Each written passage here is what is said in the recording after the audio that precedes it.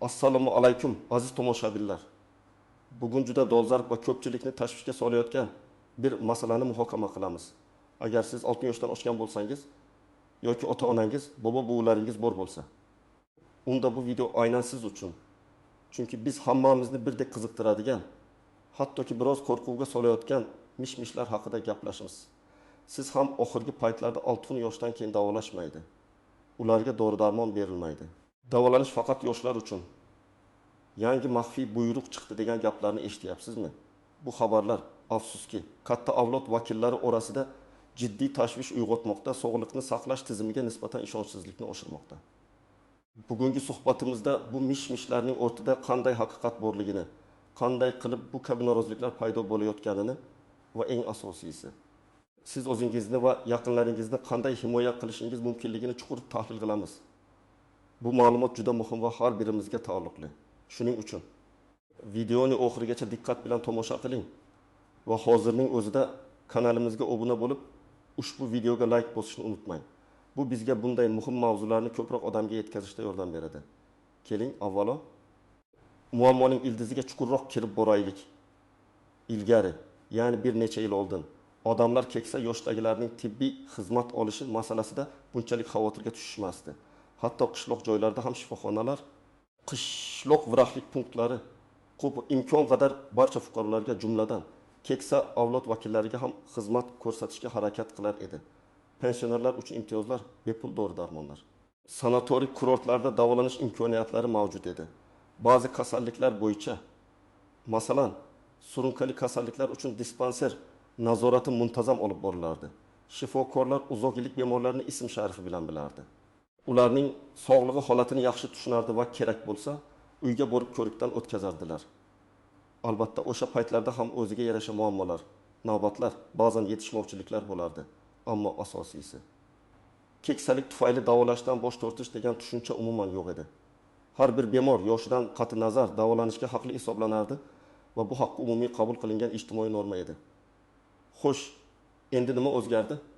Nima uchun bugun 60 yoshdan oshganlarni davolamaydigan maxfiy buyruq chiqdi degan gaplar shunchalik keng tarqalmoqda? Aslida hech qanday maxfiy buyruq yo'q. Hukumat yoki Sog'liqni saqlash vazirligi tomonidan keksa yoshdagi fuqarolarni davolashdan bosh tortish haqida rasman e'lon qilingan yoki yashirincha qabul qilingan birorta ham buyruq yoki qonun hujjati mavjud emas. Bu yerda ikki omilni tushunishimiz kerak. Birinchidan, sog'liqni saqlash tizimida amalga oshirilayotgan islohotlar va optimallashtirish jarayonlari. Ikkinchidan, bu jarayonlarning aholi tomonidan noto'g'ri talqin qilinishi va noroziliklarning o'z-o'zidan paydo bo'lishi. Sog'liqni saqlash tizimida oxirgi yillarda katta o'zgarishlar, jumladan resurslarni samarali taqsimlash, tibbiy xizmat sifatini oshirish va bemorga yo'naltirilgan tibbiyotni joriy etishga qaratilgan islohotlar olib borilmoqda. Masalan, bir qator davlat tibbiyot muassasalari tibbiy sug'urtaga o'tkazilmoqda. Birlamchi tibbiy sanitariya yordamini kuchaytirishga urg'u berilmoqda. Ayrim ixtisoslashgan tibbiy markazlar faoliyati qayta ko'rib chiqilmoqda. Ba'zan bu o'zgarishlar aholiga to'liq tushuntirilmaydi yoki tushuntirish jarayonlari yetarli darajada samarali bo'lmaydi. Natijada odamlar ba'zi tibbiy xizmatlarni olishda avvalgidan farqli holatga duch kelishadi. Masalan, agar ilgari ba'zi diagnostik muolajalar mahalliy poliklinikada qilinishi mumkin bo'lsa, endi ularni faqat tuman yoki viloyat markazlarida amalga oshirish lozimligi haqida ko'rsatma berilishi mumkin. Bu esa keksa odamlarga noqulaylik tug'diradi va ular buni bizni davolashdan bosh tortishyapti deb tushunishadi. Yoki ba'zi dorilar ro'yxatidan chiqarilishi, ularning narxining oshishi. Ayrim turdagi operatsiyalarning faqat ma'lum shartlar asosida amalga oshirilishi kabi vaziyatlar ham xuddi shu kabi noto'g'ri talqinlarga sabab bo'ladi. Hukumatning maqsadi esa aslida tibbiy xizmatlarni yaxshilash, bemorlarga yanada malakali va zamonaviy yordam ko'rsatish, shifoxonalardagi ortiqcha yuklamalarni kamaytirish orqali tizim samaradorligini oshirishdir. Ammo bu maqsadlar har doim ham oddiy odamlarga tushunarli bo'lmaydi. Maxfiy buyruq haqidagi gaplar esa asosan shifoxonalardagi shifokorlar yoki tibbiyot xodimlari tomonidan yuqoridan shunday ko'rsatma kabi umumiy iboralar ishlatilishi yoki qaysidir tibbiy xizmatni ko'rsatishda yangi qoidalar joriy qilinishi sababli paydo bo'ladi. Afsuski, bu noto'g'ri talqinlar sabab noroziliklar tobora ko'payib bormoqda Chunki odamlar haqiqiy vaziyatni bilmasdan eshitgan mish-mishlarga ishonib qolishadi. Endi esa bu vaziyatda nimalarni bilishingiz kerakligini, kim xavotirlanishi lozimligini va kim xavotirlanmasligi kerakligini batafsil ko'rib chiqaylik. Birinchi navbatda shuni bilishingiz kerakki, O'zbekiston Respublikasi Konstitutsiyasining 4-moddasiga ko'ra har bir inson malakali tibbiy yordam olish huquqiga ega. Bu huquq yosh, jins, ijtimoiy mavqe yoki boshqa omillarga qarab cheklanmaydi. Sog'liqni saqlash tizimidagi islohotlar aslo bu fundamental huquqni bekor qilmaydi. Ular faqatgina tibbiy xizmat ko'rsatish mexanizmlarini, tartibini o'zgartirishi mumkin, ammo huquqning o'zini emas. Shuning uchun sizning yoki yaqinlaringizning yoshingiz 6 dan oshgani sababli davolanishdan bosh tortishlari qonunga xilof hisoblanadi. Kim xavotirlanishi kerak? Avvalo, o'z huquqlarini bilmaydigan, tibbiy xizmat ko'rsatish tartib-qoidalarini tushunmaydigan, shifokorlar yoki tibbiyot muassasalarining tushuntirishlarini shubha ostiga olmasdan qabul qiladigan fuqarolar. Shuningdek, ma'lumotni faqat mish-mishlar va norasmiy manbalardan olib, rasmiy axborot manbalariga murojaat qilmaydiganlar ham xavotirlanishi kerak. Chunki bu toifadagi fuqarolar afsuski manipulyatsiyaga moyil bo'lishadi va ularning tashvishlari asossiz mish-mishlar tufayli kuchayib ketadi. Kim xavotirlanmasligi kerak? O'z huquqlarini biladigan, davolanish tartib-qoidalarini tushunadigan, rasmiy manbalardan ma'lumot oladigan va kerak bo'lganda o'z huquqlarini himoya qilishga tayyor bo'lganlar. Agar siz yoki yaqinlaringiz yuqorida aytilgan guruhga kirsangiz, sizning holatingizda vaziyatni adolatli hal qilish imkoniyatlari ancha yuqori bo'ladi. Keling, endi ba'zi aniq misollarni ko'rib chiqaylik. Birinchi misol, Farg'ona viloyatidan Dilshod aka, 18 yosh. Uzoq yillardan beri yurak xastaligi bilan aziyat chekadi. Yaqinda uning ahvoli og'irlashib, shifokorlar murakkab yurak operatsiyasini tavsiya qildilar. Ammo shifoxonaga borganida u yerdagi bir hamshira unga endi 6 dan oshganlarga bu kabi qimmat operatsiyalar qilinmayapti. Yuqoridan shunday ko'rsatma bor degan. Dilshod aka bu gapdan qattiq tushkunlikka tushgan. Aslida esa uning yoshi bu operatsiya uchun mutlaqo qarshi ko'rsatma emas edi. Bu yerda e'tibor berish lozim bo'lgan jihat shundaki, ayrim operatsiyalarda bemorning umumiy sog'lig'i, uning operatsiyani ko'tara olish qobiliyati, qo'shimcha kasalliklarning mavjudligi kabi omillar hisobga olinadi. Agar bemorning ahvoli operatsiya uchun juda og'ir bo'lsa, shifokorlar unga boshqa xavfsizroq davolash usulini tavsiya qilishlari mumkin. Ammo bu mutlaqo yosh o'tgani uchun davolashdan bosh tortish degani emas. Dilshod akaning holatida esa ehtimol hamshira yangi qoidalarni noto'g'ri tushungan yoki shunchaki o'z shaxsiy fikrini aytgan bo'lishi mumkin. Operatsiya uchun navbatga turganida unga shifoxona ma'muriyati sizning operatsiyangiz uchun navbatga qo'yamiz, ammo avval barcha zaruriy tekshiruvlardan o'tib boshqa kasalliklaringizni nazoratga olishingiz kerak deganida. Bu ham Dilshod akaga davolashni cho'zish, kechiktirish bo'lib tuyulgan. Aslida esa bu tibbiy xizmat sifatini oshirish va operatsiyaning muvaffaqiyatli o'tishini ta'minlashga qaratilgan standart protsedura edi. Natijada Dilshod aka o'z haqqini talab qilib, shifoxona bosh vrachiga murojaat qilgan va to'liq tushuntirish olib, belgilangan tartibda navbatga qo'yilgan. Ikkinchi misol. Toshkent shahridagi poliklinikalardan birida 72 yoshli Mavluda opa dori-darmon olish uchun navbatda turganida boshqa bir ayol hozir bizlarga faqat bitta turdagi dori berishyapti, qolganlarni sota olmaymiz deyishyapti. Maxfiy buyruq chiqdi. Qariyalar kam dori olishi kerak emish degan gapni eshitgan. Bu darhol Mavluda opani xavotirga solgan. Aslida yangi farmatsevtik siyosat doirasida ba'zi dori vositalarini bepul yoki imtiyozli asosda berish tartibi o'zgartirilgan bo'lishi mumkin. Masalan, ilgari keng spektrdagi dorilar bepul berilgan bo'lsa, endi faqat eng muhim va hayotiy zarur dori-darmonlar ro'yxati qisqartirilishi mumkin. Bu esa byudjet resurslarini yanada samarali taqsimlashga qaratilgan bo'ladi. Lekin bu hech qachon qariyalarga umuman dori berilmasin degani emas. Ba'zi dorilar mahalliy byudjet hisobidan qoplab berilishi, boshqalari esa faqat davlat tomonidan kafolatlangan tibbiy xizmatlar paketi doirasida berilishi mumkin. Bu yerda ham norozilik sababi ma'lumotning yetishmasligi va tarqalgan noto'g'ri talqinlar bo'ldi. Agar Mavluda opa poliklinika rahbariga murojaat qilib, aniq qaysi dorilarni bepul olish huquqi borligini so'raganida, u o'ziga tegishli ma'lumotni olgan bo'lar edi. Bu kabi holatlarda odamlar bir-birlaridan eshitgan xabarlarga ko'proq ishonishadi. va ularni tezda umumlashtirib, hamma qariyalarga shunday degan xulosaga kelishadi. 3-misol. Ko'pchilik keksa yoshdagilar, ayniqsa 50 yoshdan oshganlar ayrim murakkab diagnostika uskunalaridan, masalan, MRT, KT foydalanishda muammolarga duch kelishadi. Ba'zan ularga yoshingiz o'tgani uchun bu uskunada tekshiruv o'tkazish xavfli bo'lishi mumkin yoki bu uskunalar yosh bemorlarga ko'p kerak degan gaplar aytilishi mumkin. Bu hammasi noto'g'ri. Har bir tibbiy tekshiruvning o'ziga xos ko'rsatmalari va qarshi ko'rsatmalari mavjud. Misol uchun, yuragida kardiostimulyator yoki boshqa metal implantlar bo'lgan bemorlarga MRT qilinmaydi. Bu yoshga bog'liq emas, balki tibbiy holatga bog'liq. Agar keksa bemorning ahvoli og'ir bo'lsa va tekshiruv jarayonida uning sog'lig'iga ziyon yetishi mumkin bo'lsa, shifokorlar albatta tekshiruvdan oldin bemorning barcha salomatlik ko'rsatkichlarini hisobga olishadi. Biroq bu har doim ham davolashdan bosh tortish degani emas, balki bemorga eng xavfsiz va samarali usulni tanlashga urinish demakdir.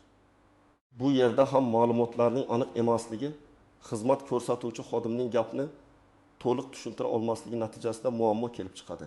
Statistikaga e'tibor beradigan bo'lsak, butun dunyoda, shu jumladan O'zbekistonda ham aholining qarishi kuzatilmoqda. Bugungi kunda 6 yoshdan oshgan fuqarolarimiz soni ancha ko'paygan. Bu esa tibbiyot tizimiga bo'lgan yuklamani sezilarli darajada oshiradi. Tibbiyot xizmatlarining yetishmasligi, byudjetning cheklanganligi sharoitida davlat resurslarini optimallashtirishga majbur bo'ladi. Ammo bu optimallashtirish hech qachon yoshga qarab diskriminatsiya qilish shaklida bo'lmasligi kerak. Aksincha, keksa avlod vakillari uchun maxsus dasturlar, tibbiy ko'riklar va imtiyozlarni kengaytirishga e'tibor qaratilishi lozim. Mavjud islohotlar asosan mana shu yo'nalishda amalga oshiriladi. Ya'ni birinchi navbatda birlamchi tibbiy yordamni kuchaytirish, kasalliklarning oldini olish va profilaktika choralariga urg'u berish orqali. Chunki bu uzun muddatda tizimdagi yuklamani kamaytirishning eng samarali yo'lidir. Biroq bu chora-tadbirlar qisqa muddatda tushunmovchiliklarga olib kelishi mumkin. Endi esa qoidalardagi istisnolar, e'tibor berilishi lozim bo'lgan jihatlar va uncha aniq bo'lmagan nozik nuqtalarga to'xtalib o'tamiz. Birinchidan, ba'zi tibbiy muolajalar va operatsiyalar uchun yosh haqiqatan ham muhim omil bo'lishi mumkin. Ammo bu davolashdan butunlay bosh tortish degani emas. Masalan, o'ta murakkab va invaziv operatsiyalar, masalan, ba'zi organ transplantatsiyalari organizmning umumiy holatiga bog'liq bo'lib, keksa yoshdagi bemorlarda tiklanish jarayoni qiyinroq kechishi yoki operatsiya bilan bog'liq xavflar ancha yuqori bo'lishi mumkin. Bunday hollarda shifokorlar har doim bemorning individual holatini, uning boshqa kasalliklarini, umumiy organizmining imkoniyatlarini chuqur o'rganib chiqishadi. Bu tibbiy etika va bemorning manfaatlari nuqtai nazaridan to'g'ri yondashuvdir. Agar operatsiya bemorning hayotiga yanada katta xavf tug'dirsa, shifokorlar albatta muqobil, kamroq xavfli davolash usullarini taklif qilishadi. Masalan, palliativ yordam, ya'ni og'riqni qoldirish va bemorning hayot sifatini yaxshilashga qaratilgan davolash. Bu esa davolashdan bosh tortish emas, balki davolash usulini o'zgartirish degani. Bu yerda qaror faqat yoshga qarab emas, balki bemorning umumiy tibbiy ahvoliga, kasallikning bosqichiga, kutilayotgan natijalar va operatsiyaning xavflariga qarab qabul qilinadi. Ikkinchidan, tibbiyotda tibbiy zarurat tushunchasi mavjud. Ya'ni har qanday tibbiy muolaja yoki tekshiruv birinchi navbatda tibbiy zaruratga asoslanishi kerak. Agar bemorning yoshi katta bo'lsa-da, uning hayotiga yoki sog'lig'iga tahdid soluvchi holat mavjud bo'lsa, tibbiy zarurat yuqori bo'ladi va davolash darhol ta'minlanishi shart. Ammo ba'zi bir estetik yoki hayotiy ahamiyatga ega bo'lmagan. Ammo qimmat turadigan muolajalarda byudjet cheklovlari yoki resurslarni taqsimlash mexanizmlari joriy etilishi mumkin. Bu esa afsuski, ba'zan yosh tufayli davolashdan bosh tortish deb noto'g'ri talqin qilinadi. Uchinchidan, oilaviy shifokorning roli oxirgi yillarda sezilarli darajada oshirilgan. Birlamchi tibbiy sanitariya yordamini kuchaytirish siyosati doirasida keksa yoshdagi bemorlar birinchi navbatda o'zining oilaviy shifokoriga murojaat qilishi shart. Ko'p hollarda murakkab muolajalar yoki mutaxassis shifokorga yo'llanma olish uchun oilaviy shifokorning ko'rigidan o'tish va uning tavsiyasi bo'lishi lozim. Bu ham ba'zan bemorlar uchun keraksiz to'siq bo'lib tuyuladi va ular buni bizni u yoqdan bu yoqqa yugurtirish deb qabul qilishadi. Aslida esa oilaviy shifokor bemorning umumiy ahvolini eng yaxshi biladigan va unga to'g'ri yo'nalish bera oladigan shifokordir. U ixtisoslashgan shifokorga borishdan oldin keraksiz tekshiruvlarni oldini oladi va to'g'ri mutaxassisga yo'naltiradi. Bu esa bemorning vaqtini tejaydi va tibbiyot tizimidagi yuklamani kamaytiradi. 4-dan, ba'zida noroziliklarning kelib chiqishiga tibbiyot xodimlarining o'zlari ham sabab bo'lishadi. Ba'zi shifokorlar yoki hamshiralar yuqori ma'muriyatning qabul qilingan qarorlarini bemorlarga to'liq tushuntirmasdan yoki noto'g'ri talqin qilib yetkazishlari mumkin. Masalan, bemor sonini kamaytirish kerak degan topshiriqni keksalar kamroq kelish kerak deb noto'g'ri tushuntirish kabi holatlar. Bunday paytda bemorlar o'zlarini kamsitilgandek his qilishadi va noroziliklar paydo bo'ladi. Tibbiy etika va muloqot madaniyati har bir tibbiyot xodimi uchun ustuvor bo'lishi kerak. Ammo amalda bu har doim ham kuzatilavermaydi. 5-dan, ba'zi tibbiy xizmatlar pullik bo'lishi mumkinligi haqidagi gaplar ham noroziliklarni keltirib chiqaradi. Haqiqatan ham davlat tomonidan kafolatlangan bepul tibbiy xizmatlar ro'yxati mavjud. Ammo bu ro'yxatdan tashqari ba'zi xizmatlar pullik asosda ko'rsatilishi mumkin. Bunda ham yoshga qarab ajratish yo'q. Ya'ni, agar biror tibbiy xizmat yoshlar uchun pullik bo'lsa, keksa yoshdagi bemorlar uchun ham xuddi shunday pullik bo'ladi. Bu holat ham ko'pincha noto'g'ri talqin qilinadi va keksalarga hech narsa bepul emas degan xulosaga olib keladi. Bemorlarning bu ma'lumotlarni aniq bilmasligi ularni shubhaga va ishonchsizlikka yetaklaydi. Xulosa qilib aytganda, 6 yoshdan keyin davolashmaydi degan mish-mishlar asossizdir. Ammo ularning paydo bo'lishiga sabab bo'ladigan real vaziyatlar, ya'ni tibbiyot tizimidagi islohotlar, ma'lumotlarning noto'g'ri talqin qilinishi va ba'zan tibbiyot xodimlarining nojo'ya harakatlari mavjud. Shu sababli biz hushyor bo'lishimiz va o'z huquqlarimizni bilishimiz shart. Endi esa eng muhim qismga o'tamiz. Bu vaziyatda siz nima qilishingiz kerak? Qanday qadamlar qo'yishingiz lozim? Sizga aniq ko'rsatmalar beraman. 1. O'z huquqlaringizni biling va talab qiling. O'zbekiston Respublikasining fuqarolar sog'lig'ini saqlash to'g'risidagi qonunini, shuningdek, boshqa tegishli me'yoriy hujjatlarni o'rganishga harakat qiling. Ularning mazmunini bilmasangiz ham. Bilishingiz kerak bo'lgan asosiy narsa yoshga qarab davolanish huquqini cheklash mumkin emasligi. Agar sizga yoshingiz tufayli qaysidir tibbiy xizmat ko'rsatishdan bosh tortishsa, bu qonuniy emasligini bilishingiz va buni aytishingiz kerak. O'z sog'lig'ingizga befarq bo'lmang. Har qanday shubhali vaziyatda sizga davolashdan bosh tortishganida, sizga buni yoshingiz tufayli amalga oshirish mumkin emasligini eslatishdan tortinmang. 2. Shifokoringiz bilan ochiq muloqot qiling. Har qanday vaziyatda avvalo davolovchi shifokoringiz bilan to'liq va tushunarli muloqotga kirishing. Sizga nima sababdan biror tibbiy xizmat ko'rsatilmayotganini yoki boshqa usul tavsiya qilinayotganini aniq so'rang. Agar shifokorning javobidan qoniqmasangiz yoki u sizga ishonarsiz tuyulsa, 2. Hatto 3. mutaxassisning fikrini olishga harakat qiling. Bu sizning to'liq huquqingiz. Mutaxassislar maslahatini olish har qanday shubhali holatda sizni himoya qiladi. Shifokor bilan muloqotda hurmat doirasidan chiqmasdan, ammo qat'iy turishingiz lozim. Agar shifokor sizga biror narsani tushuntirishdan bosh tortsa, bu ham qonunbuzarlikdir. 3. Tibbiy hujjatlaringizni to'plang va tartibli saqlang. Sizning tibbiy kartangiz barcha tahlillar, tekshiruvlar natijalari, shifokor xulosalari va tavsiyalarini bir joyda saqlang.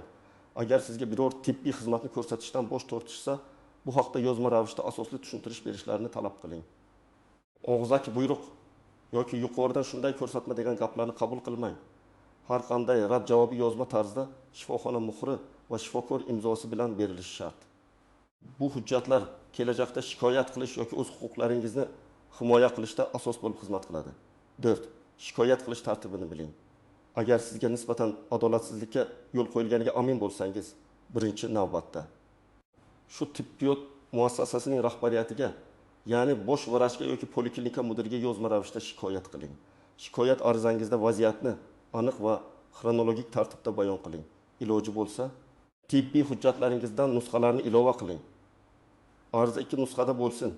Birini ro'yxatdan o'tkazib, ikkinchi nusxasiga kiruvchi raqam va sana qo'yib olib qoling. Agar bu chora samara bermasa, quyidagi organlarga murojaat qilishingiz mumkin. Tuman, shahar sog'liqni saqlash bo'limi, viloyat sog'liqni saqlash boshqarmasi, O'zbekiston Respublikasi Sog'liqni saqlash vazirligi. Vazirlikning ishonch telefoni yoki rasmiy veb sayti orqali elektron murojaat yo'llashingiz mumkin. Xalq qabulxonalari, prokuratura organlari agar sizning huquqlaringiz buzilgan deb hisoblasangiz. Ombudsman, inson huquqlari bo'yicha vakil. 5. Qanday shikoyat yozish kerak? Shikoyat arizasi aniq, qisqa va faktlarga asoslangan bo'lishi kerak. Emotsional iboralardan qoching. Faqatgina bo'lgan voqealarni bayon qiling. Arizaning yuqori o'ng burchagida kimga? Muassasa nomi, rahbari va kimdan? Sizning ism sharifingiz, manzilingiz, telefon raqamingiz ekanligi ko'rsatiladi. Markazda ariza deb yoziladi. Keyin voqeani batafsil bayon qilasiz. Qachon va qaysi tibbiyot muassasasida bo'lgan voqea? Qaysi tibbiyot xodimi bilan muloqotda bo'lganingiz? Sizga qanday tibbiy xizmat ko'rsatishdan bosh tortilgani? Qanday sabablar keltirilgani masalan? Yo'shim o'tgani uchun maxfiy buyruq bor hokazo. Sizning qonuniy huquqingiz qaysi moddaga ko'ra buzilgan deb hisoblayotganingiz? Masalan, Konstitutsiya 4 modda. Sizning talabingiz masalan. Yoshingizdan qat'iy nazar davolanishni ta'minlash, vaziyatni o'rganib chiqish va aybdorlarga chora ko'rish. Ilovalar agar mavjud bo'lsa, tibbiy hujjatlar nusxalari, rad javobining yozma nusxasi. Sana va imzo qo'ying. Hech qachon tushkunlikka tushmang va o'zingizning huquqlaringizni himoya qilishdan cho'chimang. Axir sizning sog'lig'ingiz va qadr-qimmatingiz eng muhimdir. Agar bir joyda eshitgan mish-mishlarga ishonib jim o'tirsangiz, haqiqatdan ham kerakli yordamdan mahrum bo'lishingiz mumkin. Doimiy ravishda o'z salomatligingizga e'tibor qarating, muntazam ko'rikdan o'tib turing, shifokorlar tavsiyalariga amal qiling. Profilaktika bu davolanishdan afzalroq. Aziz do'stlar, umid qilamanki, bugungi suhbatimiz siz uchun foydali bo'ldi. 6 yoshdan keyin davolashmaydi degan gaplar shunchaki asoslanmagan mish-mishlar ekanligini anglab yetdingiz. Haqiqat shuki, har bir fuqaro yoshidan qat'i nazar tibbiy yordam olishga haqli. Asosiy muammo bu ma'lumotning yetishmasligi va noto'g'ri talqinlar. Shuning uchun o'zingizning huquqlaringizni biling, ularni himoya qiling va har doim rasmiy manbalardan ma'lumot oling. Sizning fikringiz biz uchun juda muhim. Bu vaziyat haqida nima deb o'ylaysiz? Siz ham shunday vaziyatlarga duch kelganmisiz? O'z tajribangizni izohlarda yozib qoldiring. Videoga like bosing va kanalimizga obuna bo'lishni unutmang. Zero biz kelajakda ham shu kabi dolzarb va muhim mavzularni yo'ritishda davom etamiz. O'zingizni va yaqinlaringizni ehtiyot qiling. Sog' salomat bo'ling.